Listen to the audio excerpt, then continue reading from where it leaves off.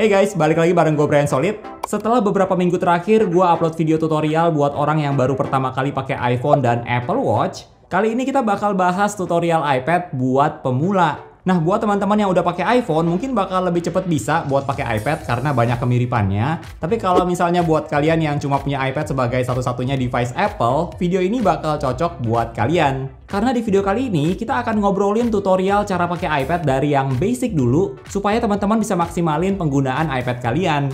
Oke, pertama-tama kita mulai dulu dari tampilan iPad. Nah, buat ganti wallpaper iPad, teman-teman bisa atur lewat setting atau langsung setelah unlock iPad-nya juga bisa. Jadi buat iPad kalian yang menggunakan Touch ID buat unlock, nanti setelah kalian tempelin jari kalian buat Touch ID, jangan langsung di swipe dulu. Tapi kalian tahan dan tekan wallpapernya, terus kalian akan ketemu tampilan seperti ini. Nah, pas tampilannya kayak gini, teman-teman tinggal klik Customize, terus kalian bisa pilih mau edit yang lock screen atau home screen. Nah, pertama kita pilih yang Customize Wallpaper buat lock screen dulu aja. Setelah kalian klik yang lock screen, di bagian ini teman-teman bisa lihat nih, apa aja yang bisa kalian atur atau customize. Tinggal lihat aja dari kotak-kotak ini. Jadi untuk yang tulisan hari dan tanggal, ini kalau kalian klik, nanti kalian bisa tambahin widget kecil di sebelah hari dan tanggal. Misalnya mau tambahin informasi cuaca juga bisa, tinggal klik widget cuaca, nanti bisa ada tulisannya cerah atau hujan dan suhunya berapa kayak gini. Dan teman-teman bisa pilih mau pakai widget yang mana berdasarkan aplikasi yang kalian install di iPad kalian. Nah, untuk yang tampilan jam, kalian nggak bisa tambahin widgets. Tapi kalian bisa atur font dan warna tulisan jamnya. Jadi udah ada beberapa pilihan font yang bisa kalian pilih sesuai dengan selera kalian.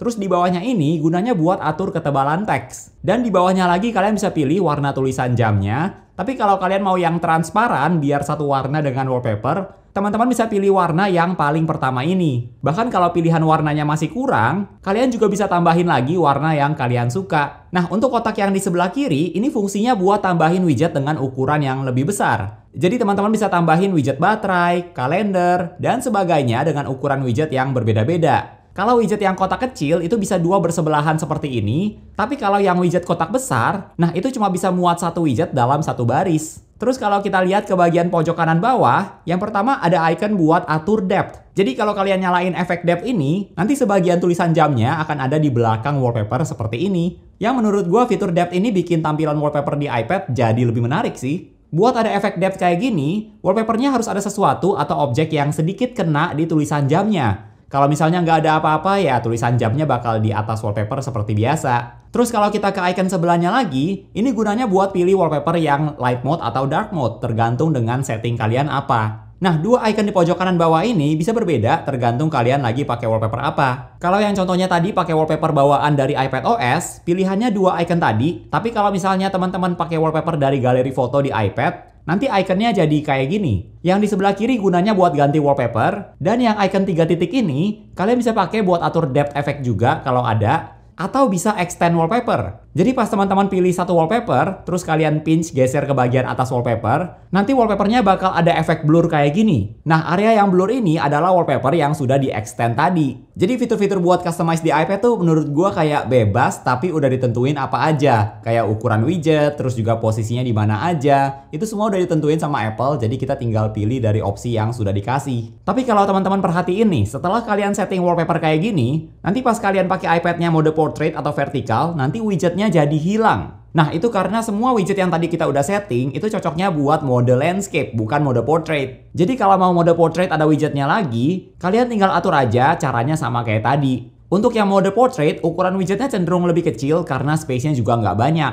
Menurut gue make sense juga sih, karena nggak mungkin pakai ukuran widget yang besar buat mode landscape di mode portrait, karena nanti bakal jadi berantakan dan kurang enak dilihat gitu. Terus di bagian customize yang tadi, kalau teman-teman pilih yang home screen, nanti kalian bisa pilih mau wallpapernya sama kayak lock screen atau beda. Dan bisa pilih juga mau pakai efek blur atau nggak usah. Kalau mau bikin tampilan lock screen baru juga caranya gampang banget. Pas tampilannya kayak gini, tinggal swipe aja ke bagian paling pojok kanan. Nanti kalian bisa pilih wallpaper dan tambahin widget yang caranya sama kayak tadi. Nah, kalau teman-teman swipe dari pojok kiri atas layar ke bawah seperti ini, nanti kalian akan ketemu notification center yang isinya buat lihat semua notifikasi yang masuk ke iPad kalian. Nah, tampilan notifikasi di iPad ada 3. Ada tampilan count yang nanti ada tulisan berapa notifikasi yang masuk seperti ini. Terus ada tampilan stack yang notifikasinya akan ditumpuk. Jadi notifikasi yang paling baru posisinya bakal ada di atas. Dan tampilan list yang bedanya notifikasinya nggak ditumpuk seperti tampilan stack tadi. Tampilan notifikasi ini bisa teman-teman atur dari setting notifikasi di iPad kalian. Nah, masih di bagian setting notifikasi, kalian juga bisa nyalain fitur Scheduled Summary. Jadi nanti teman-teman dikasih ringkasan notifikasi apa aja yang masuk di jam-jam tertentu yang kalian pilih, untuk aplikasi apa aja yang kalian pilih juga, yang tujuannya biar kalian nggak miss notifikasi yang masuk ke iPad kalian.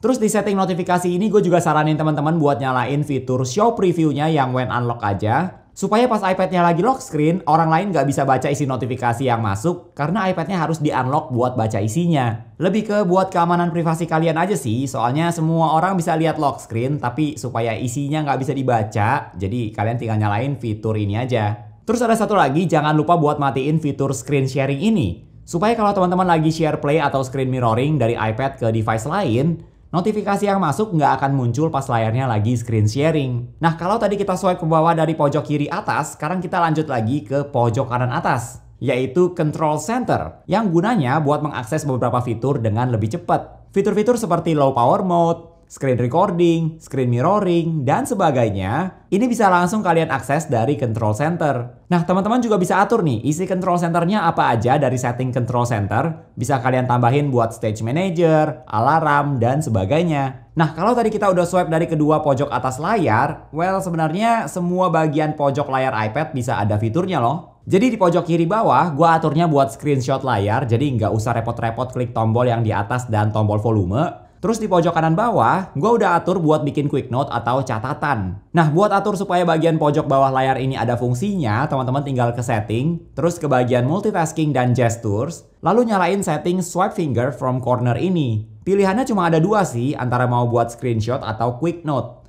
Teman-teman bisa pilih mau taruh di sebelah kiri bawah atau kanan bawah layar juga bisa. Terus kalau kalian swipe ke bawah seperti ini dari bagian layar mana aja, nanti kalian bisa buka Spotlight Search, yang fungsinya bisa buat banyak banget. Teman-teman bisa buat cari file, tinggal ketik nama filenya aja. Terus bisa buat browsing, jadi nggak usah ke Safari dulu. Terus klik tempat search-nya lagi, karena kalian bisa langsung ketik keywords-nya dari Spotlight Search kayak gini. Nanti tinggal langsung search. Nggak hanya itu aja, teman-teman juga bisa pakai Spotlight Search buat konversi mata uang. Bahkan buat jadi kalkulator yang simple juga bisa, karena di iPad ya nggak ada kalkulator. Jadi Spotlight Search ini serba bisa karena fiturnya banyak banget. Nah, untuk multitasking di iPad ada 3 cara. Yang pertama ada mode split view seperti ini. Terus ada slide over. Dan satu lagi ada stage manager. Untuk split view, teman-teman bisa buka 2 aplikasi sekaligus dan ditampilkan secara bersebelahan seperti ini. Buat pakai fitur split view caranya gampang banget. Pas kalian buka aplikasi yang bisa pakai fitur ini, nanti teman-teman tinggal klik icon 3 titik yang ada di atas window aplikasinya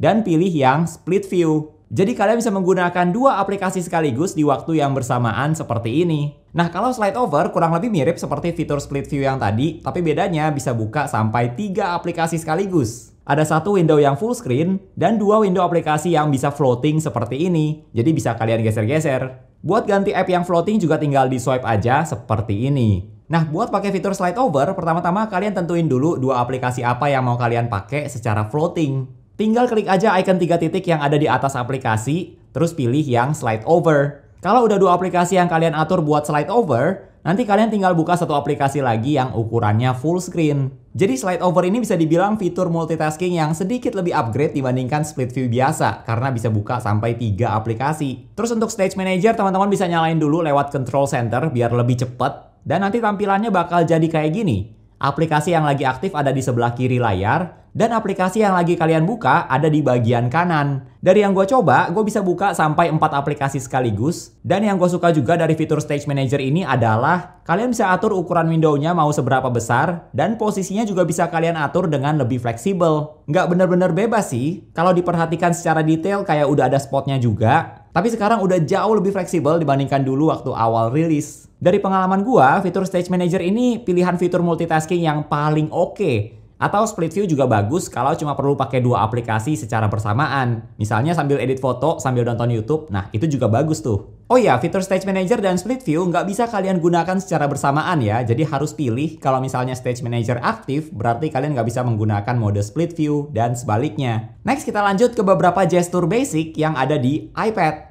Untuk gestur 3 jari, yang pertama dengan swipe 3 jari ke kiri, teman-teman bisa undo. Dan dengan swipe 3 jari ke kanan, kalian bisa redo. Gestur ini nggak hanya buat Apple Notes aja, tapi juga bisa di aplikasi lain. Misalnya kalau di Safari pas lagi ketik di website juga bisa. Nanti tinggal swipe aja dengan gestur 3 jari ini buat undo atau redo. Terus untuk gestur 4 atau 5 jari, yang pertama teman-teman bisa pindah antar aplikasi, tinggal swipe aja ke kiri atau kanan seperti ini. Terus kalian juga bisa pakai gestur pinch 4 atau 5 jari kayak lagi cubit buat buka app switcher seperti ini. Jadi pas kalian pinch atau cubit, kalian pinchnya jangan sampai tutup, tapi pause dulu atau berhenti sebentar. Dan nanti bakal kebuka app switcher. Terus teman-teman juga bisa pakai gestur 4 atau 5 jari buat kembali ke home screen seperti ini. Jadi pas kalian pinch, make sure pinchnya sampai full jari kalian ketemu jempol. Dan window aplikasinya juga jadi kecil supaya bisa ditutup. Yang penting jangan lupa kalian nyalain dulu fiturnya di setting multitasking and gestures. Terus nyalain yang productivity gestures. Dan nyalain setting 4 and 5 fingers gestures.